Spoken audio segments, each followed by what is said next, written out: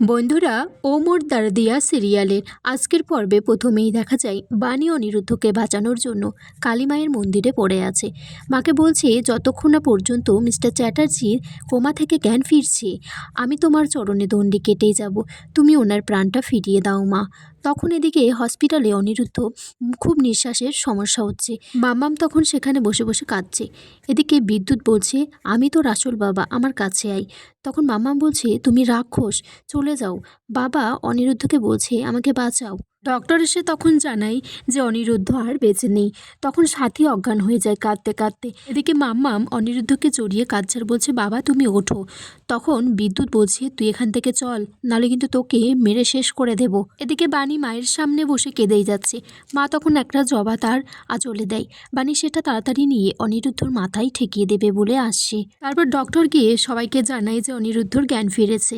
তখন সবাই সেখানে আসলে ডক্টর বলছে, আমরা যখন ফেল করে যাই তখন একমাত্র ভগবানই পারেন এই মিরাক্কেলটা ঘটাতে। ডাক্তার বলছে, আমরা ভাবতেই পারিনি ইনি ফিরে আসবেন। তখন অনিরুদ্ধর বাবা বলছে, তোর মা কাঁদতে কাঁদতে জ্ঞান ফিরিয়েছে, যাই তোর মাকে খবর দিয়ে আসি। মামাম তখন বাণীকে বলছে, জানো মা, এখানেও সেই রাক্ষসটা এসেছিল, এই রাক্ষসের জন্যই তো উনি বারবার কোমায় ফিরে যাচ্ছিলেন। অনিরুদ্ধর মা তারপর খেয়াল করে বাণীর হাতে রক্তের দাগ। তখন নার্স বলছে, উনি জিজ্ঞেস করছিলেন আশেপাশে কোনো মন্দির আছে কিনা, উনি বোধহয় দণ্ডি কেটেছেন। অনিরুদ্ধ তারপর জ্ঞান হারিয়ে ফেলে আবার। ডক্টর বলছে, ভয়ের কিছু নেই, ওনার প্রেশারটা একটু কম আছে, ইমিডিয়েটলি ওনার রক্ত লাগবে, রেয়ার রক্ত আমাদের হসপিটালে বোধহয় নেই। আমি তারপর রক্তের জন্য একটা ব্লাড ব্যাংকে যাই।